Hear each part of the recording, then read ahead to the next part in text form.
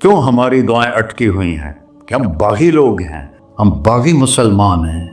شام پہ پہلا اٹیک ہوا، عمرو بن عاص رضی اللہ تعالیٰ عنہ، 8,000 کا لشکر، ان کو روم کو خبر ہو گئی تھی تو انہوں نے 1,00,000 کا لشکر بھیج دیا تھا۔ جرجیس اس کا سالار تھا، رومن بادشاہ کا بھائی، تو وہ 8,000 1,00,000 نے ان کو گھیرے میں لے لیا۔ تو حضرت واصلہ رضی اللہ تعالیٰ عنہ اس جنگ میں شریک ہیں۔ وہ کہتے ہیں کہ ہمیں یقین ہو گیا آج ہماری قبریں یہاں بنیں گی، اور عرب کی عادت تھی جنگ میں شعر پڑھتے تھے ابھارنے کے لیے، لیکن حضرت واصلہ فرماتے ہیں اس دن ہمیں شعر بھول گئے، ہماری زبان پہ ایک لفظ تھا، یا رب محمد انصر امت محمد، اے رب محمد امت محمد کی مدد فرما۔ کہ یہ ہماری زبان پر تھا، تلوار ہاتھ سے چل رہی تھی، زبان اللہ کو پکار رہی تھی۔ حضرت عبداللہ بن عمر، حضرت عمر کے بیٹے بھی اس جنگ میں شریک ہیں، فرماتے ہیں جب سورج ڈھلا تو ہم بار بار آسمان کو دیکھ رہے تھے، میں نے جب اوپر نگاہ دوڑائی تو میں نے دیکھا انفرجت فی السماء فرجۃ، آسمان کا دروازہ کھل گیا، وخرجت منہا خیول شہب، اور اس سے شہابی رنگ کے گھوڑے اور ان کے اوپر سوار، ان کے سروں پہ سفید پگڑیاں، اور سب سے آگے ایک سوار تھا جس کے ہاتھ میں لمبا نیزہ تھا، وہ آن سے پکار رہا تھا، ابشروا یا امت محمد، اے امت محمد تمہیں بشارت، قد اتاکم اللہ بالنصر، اللہ تمہاری مدد کو آ گیا۔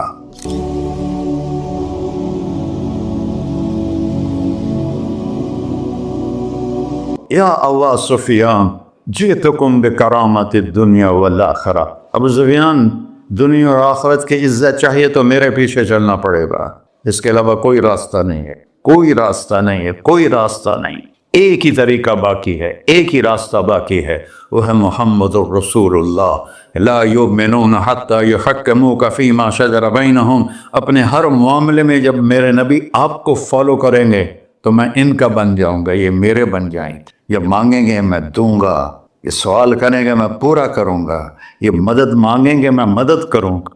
کیوں ہماری دعائیں اٹکی ہوئی ہیں؟ کہ ہم باغی لوگ ہیں، ہم باغی مسلمان ہیں، ہم باغی مسلمان ہیں۔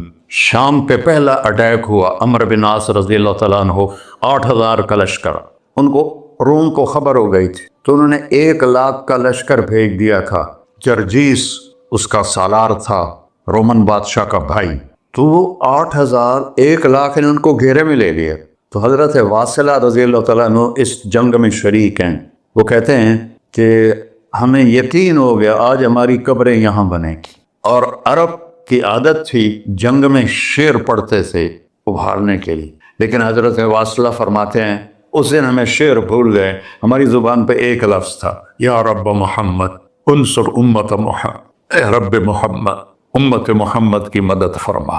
کہ یہ ہماری زبان پر تھا، تلوار ہاتھ سے چل رہی تھی، زبان اللہ کو پکار رہی تھی۔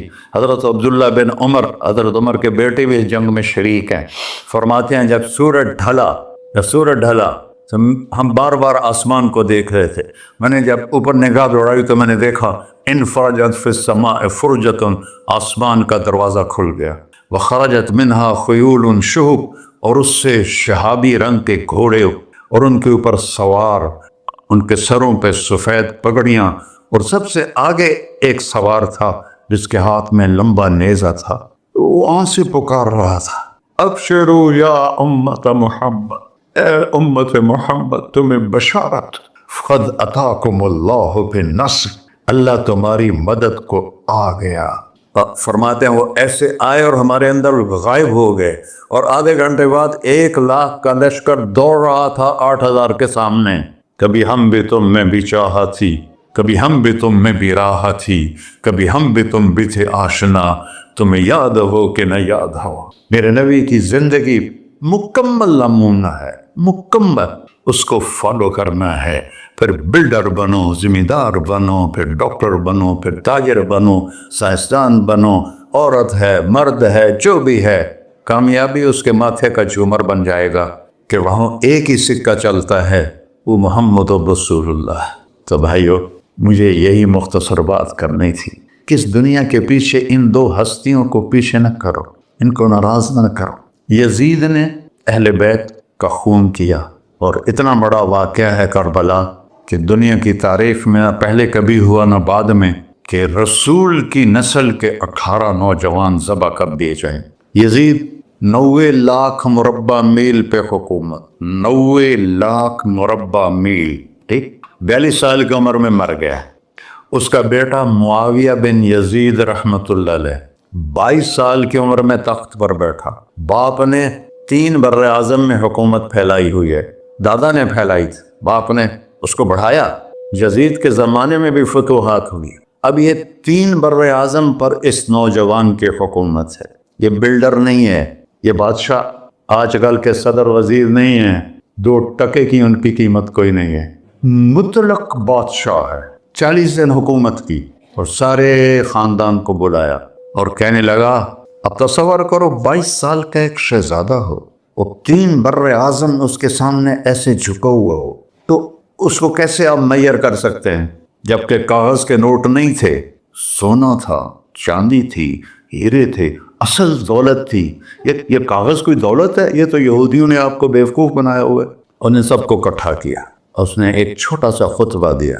کہنے لگا کانا ابی جبارن، میرا باپ ظالم تھا، اس نے اہل بیت کا خون کیا، اور جس تخت کے نیچے اہل بیت کا خون ہو میں اس پہ لعنت بیچتا ہوں. یہ ہے تمہاری سلطنت، جس کو چاہو دے دو، میں بری ہوں. 3 بر اعظم کی حکومت اللہ رسول پہ قربان کر کے گھر بیٹھ گیا. اور آج اس کو کس عزت کے ساتھ میں سنا رہا ہوں. اس کے باپ کو بولتے ہوئے میرا لہجہ کیسا تھا، اور اس کے بیٹے کو بولتے ہوئے میرا لہجہ کیسا ہے. 3 بر اعظم کی سلطنت چھوڑ دی کہ اس کے نیچے اہل بیت کا خون ہے، مجھے نہیں چاہیے. تو اللہ اور اس کے رسول کو راضی کرنے کے لیے بڑے سے بڑا سودا بھی سستا ہے، بڑے سے بڑا سودا بھی سستا ہے.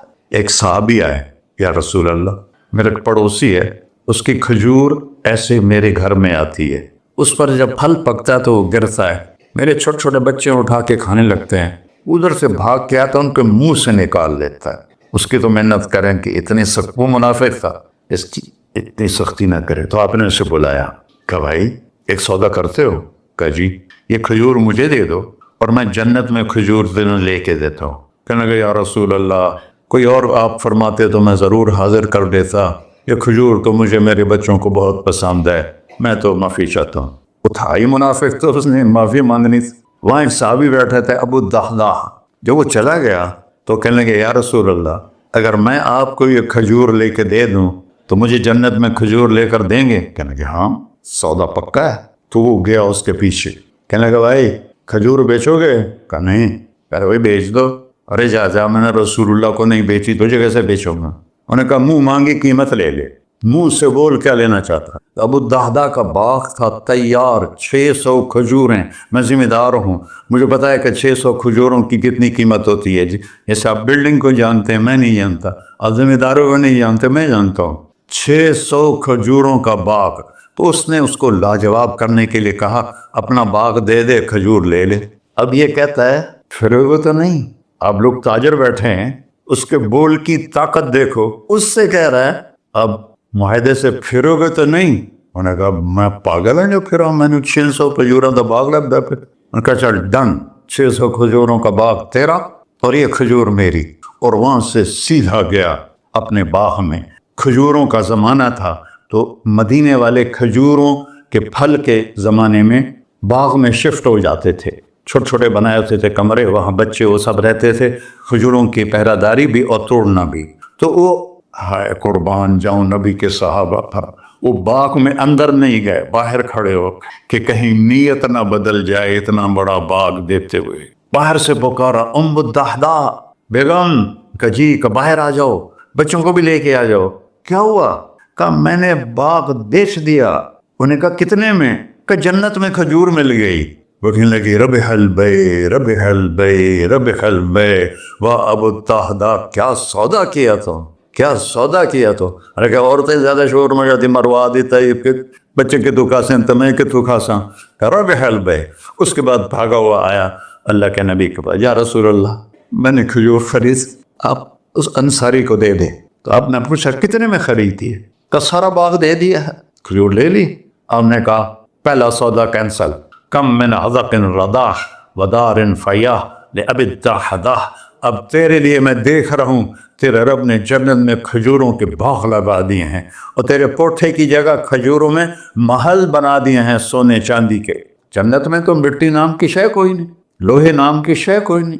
ایک ہر گھر ایک انچ سونے کی، ایک چاندی کی، ایک زمرد کی، ایک یاقوت کی، مشک کا گارا اور زعفران کی گھاس اور اس کا لنٹر اللہ کا عرش ہے.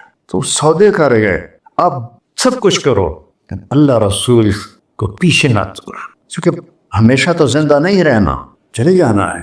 دنیا میں سب سے بڑا محل بنایا تھا کسریٰ نے، نوشیروان کے پوتے خسرو پرویز نے، جس نے ہمارے نبی کا خط پھاڑا تھا. 40,000 پلرز پر وہ گھر تھا. آپ لوگ بلڈروں اسکوائر فٹ لگاؤ، 40,000 ستونوں پر وہ گھر کھڑا تھا اور وہ اس کے اوپر سارا سونا ہیرے جواہر 40,000 پلر پر تھے اور اس کے 500 بڑے بڑے گنبد تھے اور سب سے بڑے گنبد میں 1,000 سونے کے فانوس تھے اور اس میں ایک رات میں 9 من تیل جل جاتا تھا صرف ایک رات کے لیے اس کو. اور 3,000 باندیاں تھیں، 6,000 نوکر تھے صفائی کے لیے، 12,000 سپاہی تھے اس کی حفاظت کے لیے.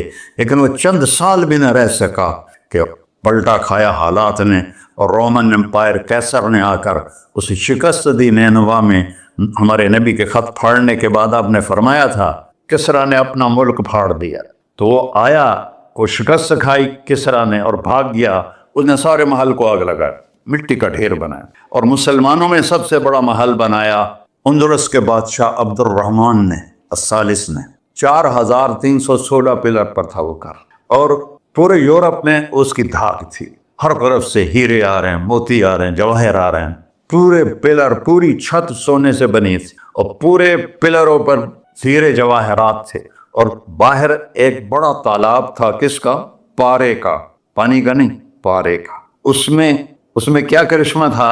اس کو اس اینگل سے انجینئرز نے بنایا تھا کہ سورج کی شعائیں جب پارے پر پڑتی تھیں تو پارا تو ہلتا ہے، کھڑا نہیں رہتا، تو شعائیں ایسے ایسے ڈانس کرتے کرتے کرتے محل پہ پڑتی تھیں تو لگتا تھا پورا محل رقص کر رہا ہے. اب میں وہاں گیا تو ایک کوٹھے کے سوا وہاں کچھ بھی نہیں تھا، وہ بھی کوٹھے کی چھت نیچے گری ہوئی تھی. تو آپ لوگوں کو دیکھو، ہمارے نبی پہ قربان جائے، انہوں نے ہمیں کیسی پیاری زندگی دی. وضو سے پہلے ایک دعا سکھائی ہمارے نبی نے. ہم 5 دفعہ تو کم از کم کرتے ہیں وضو، کہ اللہم اغفر لی ذنبی ووسع لی فی داری وبارک لی فی رزقی. دنیا بھی جوڑ دی، آخرت بھی. یار میرے گناہ معاف فرما، مجھے بڑا گھر دے، مجھے کھلا گھر دے، مجھے کھلا کر دے اور میرے رزق میں برکت دے. کھلا گھر اللہ کی نعمت ہے، آپ لوگوں کو میسر کر رہے ہیں سہولتیں. آپ کو اجر ملے گا اگر اس میں جھوٹ نہ ہو، سود نہ ہو، کھوٹ نہ ہو، ہیرا پھیری نہ ہو، وعدہ خلافی نہ ہو. تو یہی آپ کی جنت کا راستہ ہے. تو اللہ رسول سے صلح کر لو بھائیو، بس میری اتنی گزارش. اور آخر میں ایک حدیث سناتا ہوں، 10 لاکھ حدیثیں ہیں میرے نبی کی، ایک سناتا ہوں ساری کور ہو جائیں گی. ایک تو ہے فرض، نماز نہیں چھوڑنا، روزہ نہیں چھوڑنا، زکوٰۃ نہیں چھوڑنا، حج فرض ہے نہیں چھوڑنا. اس کے بعد میرے نبی نے کہا 4 چیزیں مجھ سے لے، 5 میں نہیں کہیں کہ 4 باتیں مجھ سے لے لو، صرف 4 باتیں مجھ سے لے لو، دنیا بھی تمہاری ہے، آخرت بھی تمہاری. سبحان اللہ. اور اس سے زیادہ کیا آسانی دے میرا نبی. اتنے 100 نفل پڑھو ہوتے، اتنے عمرے کرو ہوتے، اتنے حج کرو ہوتے، اتنی تہجد پڑھو ہوتے، تو سارے مر گئے اس سے. کہ 4 باتیں لے لو، دنیا میں بھی مزہ رہے گا، آخرت میں. پہلی بات کیا ہے؟ صدق و حدیث. ہر معاملے میں سچ بولنا، جھوٹ نہ بول. ایک صحابی نے پوچھا یا رسول اللہ، مسلمان بزدل ہو سکتا ہے؟ آپ نے کہا. کنجوس ہو سکتا ہے؟ آپ نے کہا. جھوٹ بول سکتا ہے؟ کہ نہیں، جھوٹ نہیں ہو. سچ بول، سچ کی قیمت ادا کرو.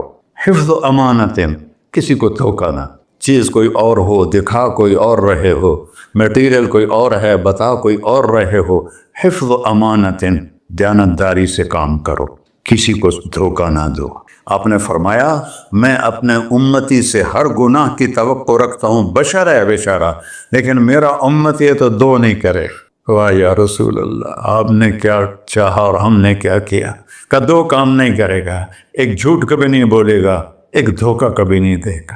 اور سب ہمارے، میں تو 100 ملک پھرا ہوں، مسلمان جھوٹ اور دھوکے میں پھنسے پڑے، غرق ہوئے پڑے، چاہے عربی ہیں چاہے غیر عربی ہیں، مالدار ہیں فقیر ہیں، اس گندگی میں سب ڈوبے ہوئے۔ تو صدق و حدیث، سچ بولو، حفظ و امانت، دھوکہ نہیں دیا۔ تیسری کیا ہے؟ حسن و خلیقت، اخلاق اچھے کر، اخلاق اچھے کر۔ اور اخلاق اچھے کرنے کے لیے ایک کام کر لی، اس کو تالا لگا، صرف ایک کام، اس سے کوئی گالی نہ نکلے، جھوٹ نہ نکلے، غیبت نہ نکلے، طنز نہ نکلے، بے عزت نہ کرو۔ عام طور پر ہمارے ماحول میں نوکروں کو بہت ڈانٹ ڈپٹ ہوتی ہے، اس کو قابو میں رکھو۔ سوچو اسی جگہ میں ہوتا نوکر تو میں یہ پسند کرتا۔ اپنے اخلاق کی چابی ہے زبان کا میٹھا بول، اور خاص طور پر والدین کے ساتھ، اور سب سے زیادہ اہم بیوی کے ساتھ۔ میرے نبی نے فرمایا بہترین مسلمان وہ ہے جو بیوی سے اچھا سلوک کرتا ہو، کہ وہ ماں باپ بہن بھائی گھر سہیلی ماحول ثقافت تہذیب سب کچھ چھوڑ کر ایک بول کے ساتھ آپ کے گھر آ جاتی، آپ کے بچے کا 9 مہینے بوجھ اٹھاتی، اس کو دودھ پلاتی، اس کی چھاتیاں لٹک جاتی ہیں، کبھی آپ کے لیے وہ ناشتہ بنا رہی ہے، کبھی کھانا بنا رہی ہے، کبھی آپ کے کپڑے کا خیال کر رہی ہے، اور آپ ایک چھوٹی سی بات پر اس کی عزت اتار کے پھینک دیتے ہیں۔ تو میرے نبی نے فرمایا سب سے بہترین مسلمان وہ ہے جو بیوی کے ساتھ حسن سلوک کرتا ہو۔ پھر آپ نے کہا اور میرا سلوک اپنی بیویوں سے سب سے زیادہ اچھا ہے۔ اظہار محبت کرو، ماں سے باپ سے اولاد سے بیوی سے اظہار بہت ضروری۔ یہ پریزنٹیشن اظہار ہی تو تھا، یہ اظہار نہ ہو تو پتہ کیسے چلے؟ اپنے ماں کے پاؤں چومو، باپ کا ماتھا چومو، ان کے آگے نوکر بن کے کھڑے ہو، بیوی سے کہو مجھے تم سے بہت پیار ہے، وہ اچھا کپڑا پہنے تعریف کرو، اچھا کھانا بنائے تعریف کرو۔ انسان بھوکا ہے اس چیز کا، میرے نبی سے بڑھ کر کوئی ہو سکتا ہے؟ آپ حضرت عائشہ سے فرما رہے ہیں، چونکہ حضرت عائشہ کماری بھی تھی، چھوٹی بھی تھی۔ حضرت عائشہ جس نے اللہ کو دیکھا ہو اس کے لیے عورت کوئی چیز نہیں ہے۔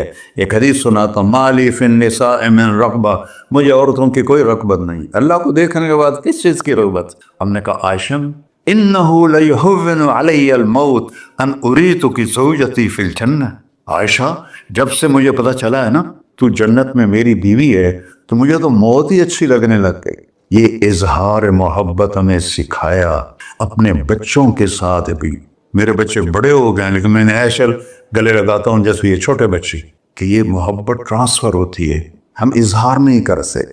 اور بچوں پر اپنی رائے مسلط نہ کہو، کہ وہ بڑے ہو جائیں تو شریعت نے ان کو حق دیا ہے، اس سے آپ کا گھر خوبصورت بن جائے گا۔ یہ میرے نبی کی پیاری زندگی کے چند صفحات میں نے آپ کے سامنے پیش کیے ہیں، تو طویل داستان ہے، سناتے سناتے عمر بھی بیت جائے تو ایک ذرہ بھی ادا نہ ہوگا، لیکن خلاصتاً میں نے آپ سے عرض کر دیا، صدق و حدیث، حفظ و امانت، حسن و خلیقت، سچائی، دیانتداری، اخلاق، اور چوتھا اور آخری عفت فی طعمت، رزق حلال کماؤ، رزق حلال کماؤ۔ من امسا قالنا بعمل یدہ امسا مغفورا لہ، مسلم شریف کی حدیث ہے، جو صبح سے شام تک اپنے دنیا کے کاموں میں حلال رزق کی تلاش میں تھک کے گھر جاتا ہے، اس کے اس دن کے سارے گناہ معاف ہو جاتے ہیں۔ کتنا بڑا عمل ہے رزق حلال، بندگی بن جاتا ہے۔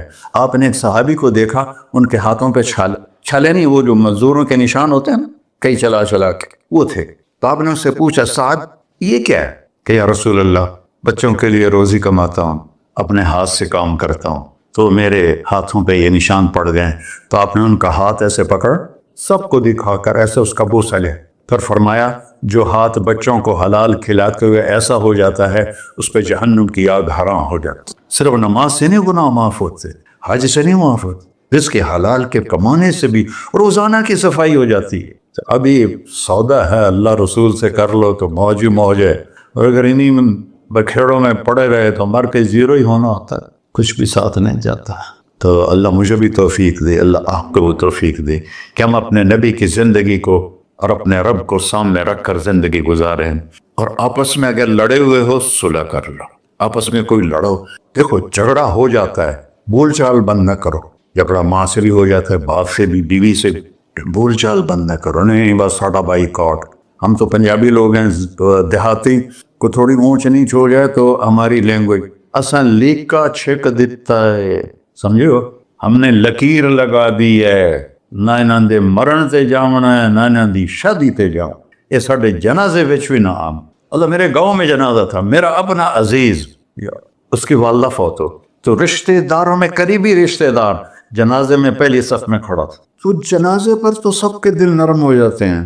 جب اس نے دیکھا نا کہ میاں صادق میری ماں دے جنازے چوں باہر نکل گیا، یہ تہذیب ہے ہماری۔ تو جھگڑا ایک فطری چیز ہے، لیکن بول چال بند نہیں کرنی ہے، دل میں نفرت نہیں پالنی ہے، اس کو صاف کر کے معاف کرنا ہے۔ اللہ بہت خوش ہوتا ہے۔ اور میاں بیوی میں جھگڑا ہو جائے اور وہ صلح کر لیں، اللہ ان کے پچھلے سارے گناہ معاف کر دیتا ہے۔ کیا مزے کی بات۔ السلام علیکم۔ دعا فرما ہے۔ اچھا بھائی بیٹھ جائیں، دعا کر لیں۔ انت اہلہ وصلی علی محمد کما انت اہلہ وفعل بنا ما انت اہلہ انک اہل التقوی و اہل المغفرہ۔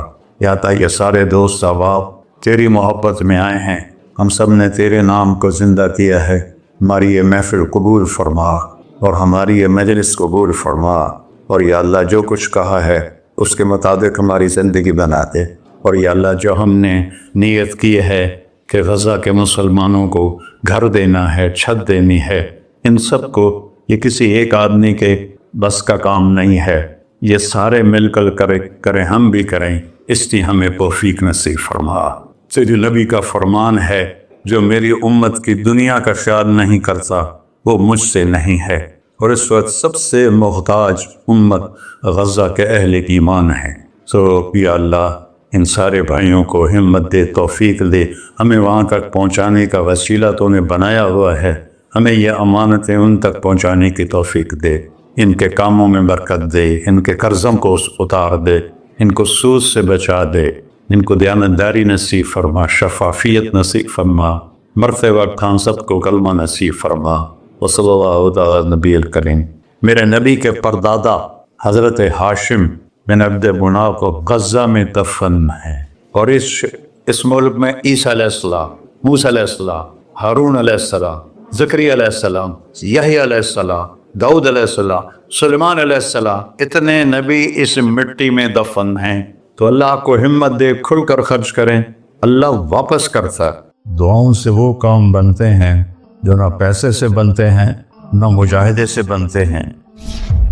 مجھے پتہ نہیں کہ اللہ نے یہ سارا نظام میرے ساتھ کیوں چلایا، کیسے چلایا۔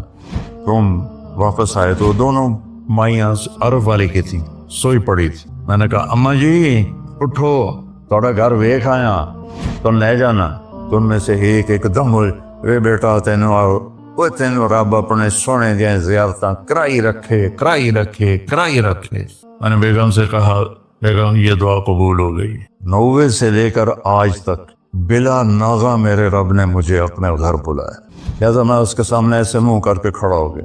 وہ ایسے دعا مانگ رہا تھا، مانگتے اس نے جب اوپر نظر اٹھائی تو مجھے دیکھا، تو اس نے ایسی بھی نہیں کیا، اتنے ہی ہاتھ چھڑے دوڑ کے میرے پاس آیا، کہنے لگا مولانا تمہیں پتہ میں کی دعا کر رہا ہوں؟ میں کہا میں کوئی نجومیہ جو انہوں پتہ لگے ہوئے۔ کہنے لگا میں یہ دعا کر رہا ہوں، یا اللہ مولی طارق جمیل کو اماں کی دعا لگی ہوئی ہے، وہ ضرور آیا ہوگا حج پر، وہ جہاں بھی ہے مجھے ملا دے۔ کہ یہ میرے الفاظ ختم ہوئے ہیں تو سامنے کھڑا تھا۔ دعاؤں سے وہ کام بنتے ہیں جو نہ پیسے سے بنتے ہیں نہ مجاہدے سے بنتے ہیں۔ مجھے پتہ نہیں کہ اللہ نے یہ سارا نظام میرے ساتھ کیوں چلایا، کیسے چلایا۔ یہ ایک واقعہ کی طرف میرا ذہن جاتا تھا۔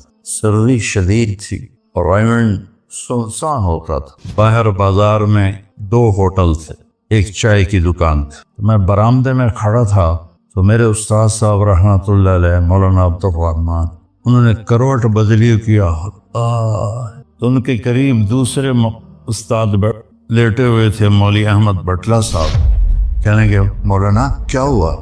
کہنے کے سر میں بہت درد تھا، بس یہ سننا تھا کہ میں اوپر گیلری میں میرا بستر تھا، اور وہ اتنی سختی تھی گورنمنٹ میں کہ یہ جو گھڑی باندھنا بھی وہ کیا تھا، خلاف قانون تھا، اور تھرمس رکھنا بھی خلاف قانون تھا۔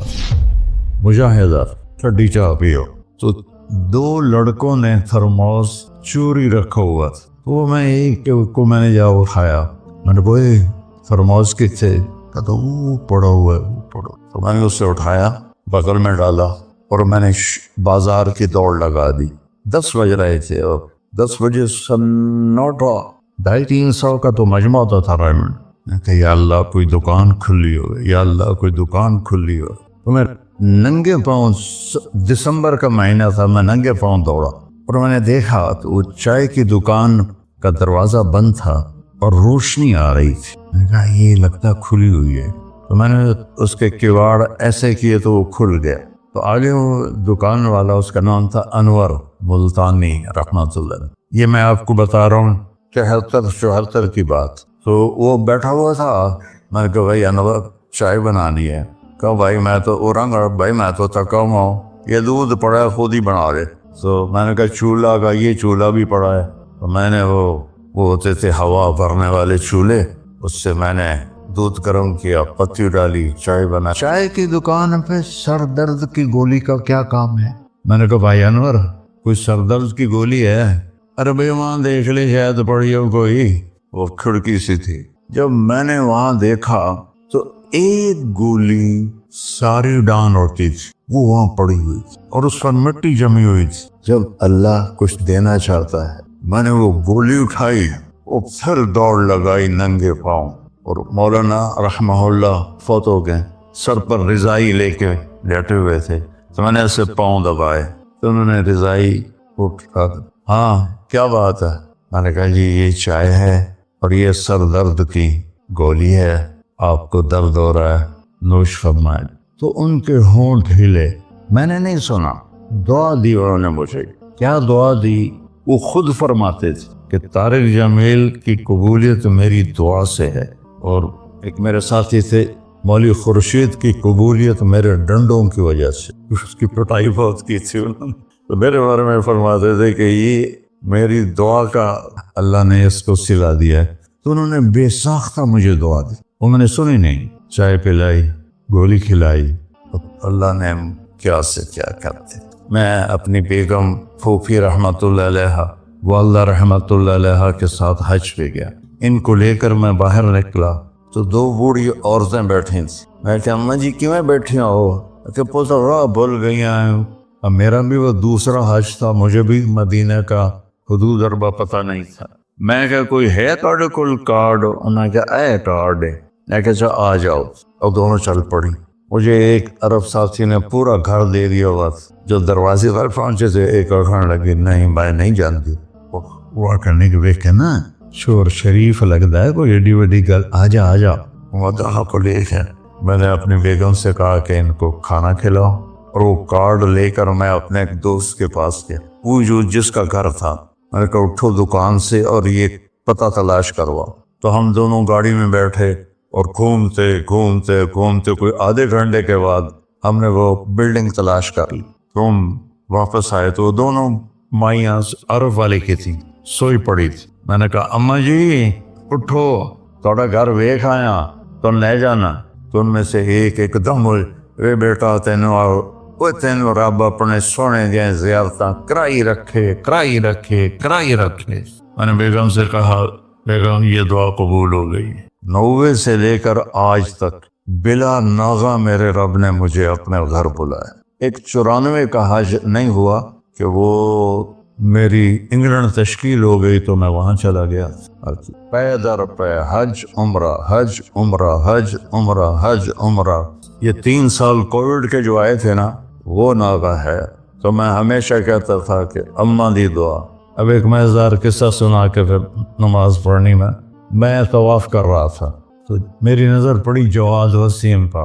وہ مقام ابراہیم پر نفل پڑھ کے نا بیٹھ کے دعا مانگ رہا تھا. تو میں وہاں کھڑا ہو گیا. میرے ساتھی نے کہا طواف پورا کرنا بھی ہے. میں کہا پتہ نہیں اٹھ کے کتنے چلا جاوے. لہٰذا میں اس کے سامنے ایسے منہ کر کے کھڑا ہو گیا. وہ ایسے دعا مانگ رہا تھا. مانگتے اس نے جب اوپر نظر اٹھائی تو مجھے دیکھا تو اس نے ایسی بھی نہیں کیا, اتنے ہی ہاتھ چھڑے دوڑ کے میرے پاس آیا. کہنے لگا مولانا تمہیں پتہ میں کی دعا کر رہا. میں کہا میں کوئی نجومیہ جو انہوں پتہ لگے ہوئے. کہنے لگا میں یہ دعا کر رہا, یا اللہ مولوی طارق جمیل کو اماں کی دعا لگی ہوئی ہے, وہ ضرور آیا ہوگا حج پر, وہ جہاں بھی ہے مجھے ملا دے. کہ یہ میرے الفاظ ختم ہوئے تو سامنے کھڑا تھا. تو اس میں آپ کو دعائیں ملیں گی بڑی زبردست. اللہ اپنے فرائض پورے کرو، نماز میں اتنا نہ ہو، کسی کے لیے دل میں نفرت نہ رکھو، آپس میں اگر صحیح چلنا ہے تو ایک دوسرے کی غیبت نہ کرو، برائی نہ کرو، تو پھر انشاءاللہ نسلوں تک اللہ ہمارا یہ کام چلے گا. میں روزانہ مانگتا ہوں یا اللہ اس کو صدیوں پر لے جا، یہ نہیں کہ میں چلا جاؤں تو کام ختم ہو جائے. یا اللہ اس کو صدیوں پر لے جا، تیرے لیے کیا مشکل. تو میں آپ سب کا شکر گزار ہوں، اور یہ جو انہوں نے اتنا خوبصورت انتظام کیا ہے اس پر بھی انتظام والوں کا بڑا شکر گزار ہوں. پتہ ہے اس بستی کا نام کیا تھا پرانا؟ ڈل لالا.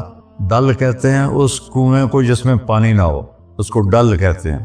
تو یہاں پہلے آبادی نہیں تھی.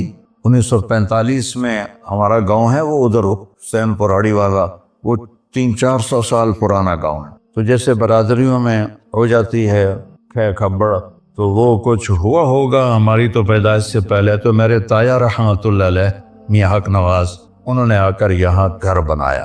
اس وقت اس نے 50,000 روپیہ خرچ کیا تھا.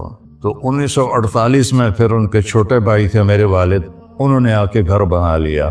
تو اس گاؤں کی ابتدا ہوئی اور بسم اللہ ہوئی. تو اللہ تعالیٰ اسے آباد رکھے، اس چھوٹے سے گاؤں سے اس میں یہ رونقیں لگی رہیں. آپ کے تعاون کا، ان مستورات کا، ان بچیوں کا، آپ کا سب کا انتہائی شکر گزار ہوں. آپ اپنے اس کو جاری رکھیں. میں اجازت چاہتا ہوں کیونکہ مجھے فیصل آباد نکلنا ہے. اللہ بہت برکت دے، آپ سب کو قبول فرمائے. السلام علیکم.